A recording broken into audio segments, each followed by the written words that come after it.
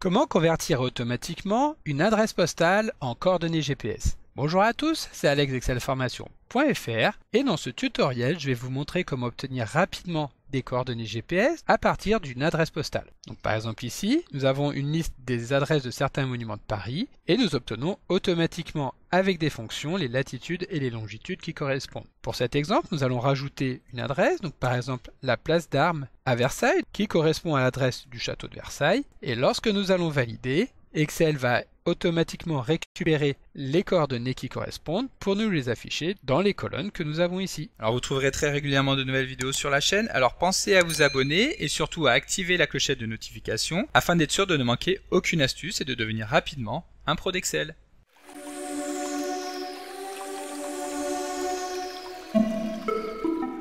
Comme d'habitude, si vous voulez être sûr de bien comprendre tout ce que nous allons voir dans cette vidéo, vous pouvez télécharger le support de ce tutoriel ainsi que son corrigé en suivant le lien disponible dans la description de la vidéo, ce qui vous permettra de réaliser les opérations en même temps que moi pour bien comprendre tout ce que nous allons voir dans cette vidéo. Alors comme nous venons de le voir dans l'introduction, nous allons voir comment convertir une série d'adresses en coordonnées GPS. Et pour illustrer donc cette vidéo, nous avons ici 4 adresses qui correspondent aux adresses des grands monuments parisiens. Et pour pouvoir convertir une adresse postale en coordonnées GPS, le moyen le plus rapide et le plus simple est d'utiliser un service web, ce qui nous permettra donc de récupérer une information afin d'extraire uniquement la partie qui va nous intéresser. Alors il existe de nombreux services sur internet qui proposent de réaliser cette conversion, le plus célèbre étant incontestablement celui de Google. En effet, Google propose une API spécifique qui fournit entre autres choses ce genre de service, en sachant qu'une API est une interface de programmation d'application, c'est-à-dire un ensemble d'outils à destination principale des développeurs. Mais pour pouvoir simplifier le processus et notamment pour éviter d'avoir à souscrire à cette API auprès de Google, nous allons plutôt découvrir une solution alternative. Et pour cela, nous allons utiliser les services du principal concurrent de Google Maps, à savoir OpenStreetMap, que nous retrouverons à l'adresse openstreetmap.org. Donc ici, nous lançons le navigateur. Lorsque nous affichons la page, nous arrivons donc sur une page d'accueil sur laquelle nous allons pouvoir saisir directement l'adresse sur laquelle nous allons vouloir placer le curseur. Donc nous revenons dans la feuille de calcul afin de copier directement la première adresse, donc 5 avenue Anatole France, que nous allons tout simplement coller dans la barre de recherche d'OpenStreetMap. Lorsque OpenStreetMap a bien identifié l'adresse en question, il nous l'affiche directement au niveau de la carte ici. Et ce qui va nous intéresser, ce n'est pas directement le résultat de la page affichée, mais uniquement l'adresse que nous retrouvons ici en haut. Donc nous pouvons voir que l'adresse que nous avons tapée a été récupérée directement au niveau de la barre d'adresse en tant que recherche, et à la fin nous retrouvons directement les coordonnées GPS qui vont nous intéresser et que nous allons tout simplement vouloir extraire. Donc à partir de là, nous comprenons que si nous voulons effectuer une recherche sur une autre adresse, donc que nous allons également récupérer en effectuant un copier-coller, nous allons pouvoir nous rendre compte qu'il suffit tout simplement de coller cette adresse après le champ query égale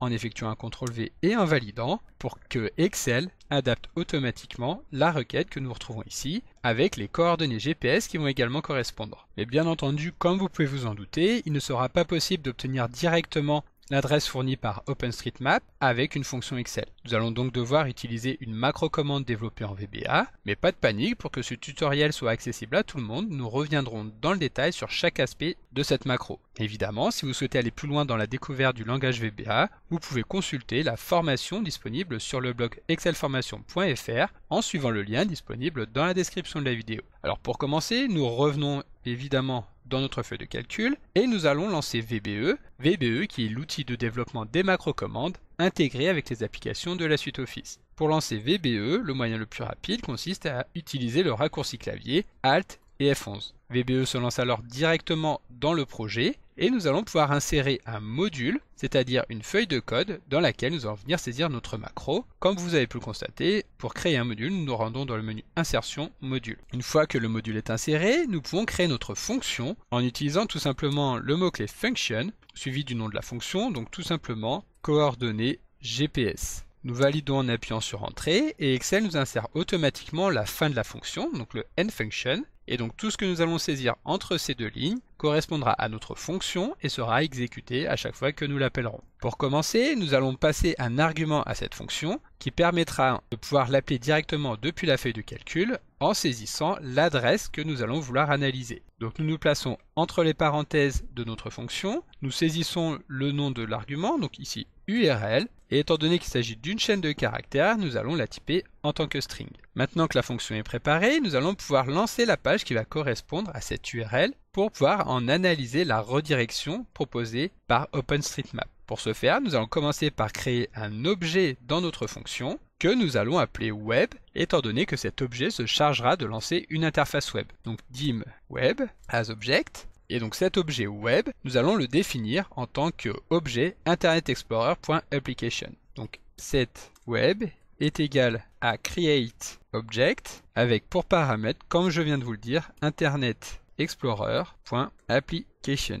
Une fois que l'objet capable de naviguer sur Internet Explorer a été instancié, nous allons tout d'abord pouvoir définir si nous voulons l'afficher ou non à l'écran. Pour cela, donc, nous appelons sa propriété visible et nous lui donnons la valeur true si nous voulons l'afficher ou false si nous voulons au contraire que celui-ci soit transparent. Ici, pour le test, nous allons la laisser visible. Cela étant fait, pour pouvoir lancer l'URL que nous allons vouloir passer en paramètre, nous allons utiliser la méthode navigate. Donc web.navigate et passer en tant qu'argument l'URL que nous allons vouloir lancer, que nous récupérons à partir de l'argument URL de la fonction coordonnées GPS. Cela étant fait, nous allons devoir attendre que la page soit correctement lancée en lançant une boucle do while qui va permettre d'attendre tout d'abord que la page soit correctement chargée grâce à la propriété web.busy et également avec web.readyState qui permet d'obtenir le statut courant de la page qui doit être strictement égal à 4 et donc ici nous allons lancer la boucle tant que cette propriété donc web.readyState est différente de 4. Dans cette boucle nous allons tout simplement lancer un doEvent qui va permettre donc de laisser l'ensemble des tâches en arrière-fond s'exécuter correctement. Et donc pour terminer notre boucle, nous allons insérer le loop. Cela étant fait, nous allons pouvoir récupérer la redirection mise en place à partir de OpenStreetMap grâce à la propriété LocationURL de l'objet web. Cette redirection, nous allons la stocker dans une chaîne de caractères que nous allons créer, que nous allons appeler direction et que nous allons typer en tant que string. Et donc redirection est égal à web.locationURL. Ensuite, nous allons devoir effectuer deux traitements sur cette URL, car si nous revenons ici donc sur OpenStreetMap, nous allons pouvoir constater que l'URL est constituée de trois parties principales. La première partie est l'adresse de OpenStreetMap, ainsi que le champ de recherche. La deuxième partie est l'adresse que nous avons saisie directement dans le champ recherché. Et la troisième partie est donc les coordonnées GPS qui vont nous intéresser ici. Et donc pour être sûr de ne conserver tout d'abord que la troisième partie, nous allons récupérer tout ce qui se trouve à droite du symbole dièse. Lorsque cela sera fait et que nous n'aurons plus que cette partie-là, nous effectuerons le même traitement pour ne conserver à l'écran que la partie située à droite du premier slash. En sachant que cette partie-là, donc map égale 19, correspond au niveau de zoom sur la page. Il suffit en effet de dézoomer pour nous constater que dans l'adresse, le champ va passer à map est égal à 18. Voilà, donc nous revenons dans notre code. Pour récupérer une partie située à droite d'un caractère, nous allons bien entendu pouvoir utiliser la fonction write. Donc redirection est égal à write, en sachant que le premier paramètre va évidemment correspondre à la chaîne de caractères dans son entièreté, c'est-à-dire à redirection. Et pour connaître le nombre de caractères à extraire, nous allons devoir soustraire donc de la longueur totale du nombre de caractères de la chaîne redirection la position à laquelle se trouve le caractère à retrouver. En sachant que pour obtenir cette position, nous allons utiliser la fonction instr avec pour premier paramètre donc la variable redirection et pour second paramètre le caractère que nous allons vouloir retrouver, ici le dièse. Nous fermons les deux parenthèses et ensuite nous allons tout simplement pouvoir copier cette partie de code afin cette fois-ci de récupérer dans la chaîne redirection retraitée ici uniquement la partie située à droite du premier slash. Par contre, lorsque nous avons lancé tout à l'heure la page, nous avons vu qu'il est nécessaire d'attendre pour qu'Excel nous affiche la redirection au niveau de l'adresse. Cette redirection qui correspond donc à la mise à jour de l'affichage donc au niveau de l'écran. Donc nous revenons dans notre code et donc pour être sûr que cette redirection soit bien effective, nous allons insérer une pause en utilisant la fonction pause que nous avons découvert dans un tutoriel précédent que vous retrouverez en suivant le lien disponible dans la description qui permet ici donc d'attendre un temps que nous passons en argument, c'est-à-dire ici une seconde. Ensuite, avant de pouvoir tester notre fonction, nous allons devoir fermer la fenêtre du navigateur avec un web.kit. Et pour finir, nous allons affecter à la fonction coordonnées GPS la valeur de la variable redirection. Maintenant, nous pouvons revenir dans notre feuille de calcul afin de tester la fonction en la lançant comme nous le ferions avec n'importe quelle autre fonction, c'est-à-dire en tapant le symbole égal, en saisissant son nom et en venant saisir entre parenthèses l'URL que nous allons vouloir appeler. Ici, donc, nous venons récupérer la première partie de l'adresse d'OpenStreetMap à laquelle nous allons venir ajouter, avec une esperluette, la valeur de la cellule A8. Ensuite, nous fermons la parenthèse et nous validons. Excel nous affiche correctement la fenêtre d'Internet Explorer, récupère l'adresse et ferme la fenêtre. Maintenant, il va suffire d'étendre cette formule sur les cellules situées juste en dessous, afin qu'Excel effectue toutes les manipulations de manière totalement automatique et nous récupère les coordonnées GPS qui correspondent à chacun des éléments. Alors faites bien attention, si vous constatez une anomalie flagrante ici au niveau des récupérations de données, donc ici nous pouvons voir qu'Excel a placé la 5 avenue Anatole France à la même position que la place de Charles de Gaulle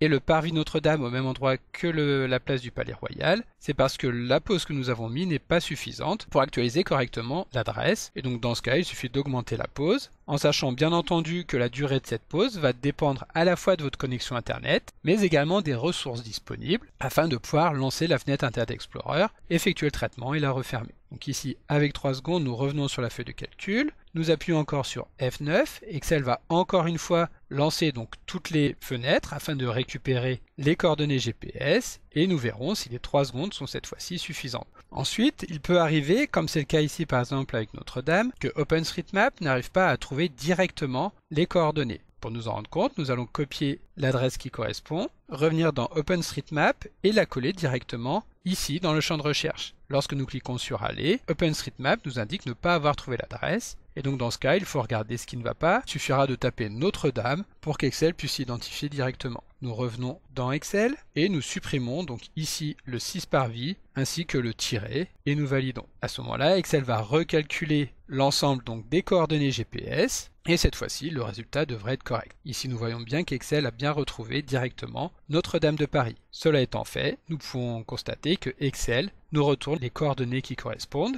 Il va nous suffire de décomposer cette chaîne de caractères pour identifier tout d'abord la latitude située sur la gauche de la chaîne de caractères, en sachant que le nombre de caractères à extraire avec la fonction gauche va correspondre au résultat retrouvé par la fonction trouve, qui va permettre d'identifier à quel endroit est placé le slash dans la cellule B8. Ici nous validons, nous voyons qu'il faut retirer un caractère au nombre de caractères extraits, donc égal -1. Nous validons et nous récupérons ainsi les différentes latitudes qui correspondent aux différents monuments que nous avons insérés donc ici dans la colonne adresse. Nous allons faire de même pour déterminer la longitude en utilisant cette fois-ci la fonction droite qui va fonctionner à peu près de la même manière que la fonction gauche que nous avons placée juste avant, sauf que ici, pour déterminer le nombre de caractères à extraire, nous allons calculer une différence entre le nombre total de caractères de la chaîne que nous obtenons avec la fonction nombre car et la position du slash au sein de la même chaîne de caractères située aux coordonnées B8. Ensuite, nous validons en fermant les deux parenthèses et Excel nous retourne bien la longitude qui correspond. Encore une fois, nous allons étendre cette formule pour calculer immédiatement les coordonnées latitude et longitude des adresses que nous avons placées dans notre colonne adresse. Donc comme d'habitude, vous pouvez télécharger le support de ce cours en suivant le lien que vous trouverez dans la description de la vidéo. Si la vidéo vous a plu, n'oubliez pas de la liker et de la partager à vos collègues et amis sur l'ensemble de vos réseaux sociaux. Et vous pouvez également me laisser vos impressions dans l'espace des commentaires, je lirai chacun d'entre eux et y répondrai avec plaisir. Évidemment, si ce n'est pas encore fait, abonnez-vous à la chaîne pour ne manquer aucune astuce. C'est également très important pour m'aider à gagner en visibilité afin de pouvoir développer la chaîne et continuer de vous proposer des tas de nouvelles vidéos. Merci d'avoir suivi cette vidéo et à très bientôt pour un prochain tuto.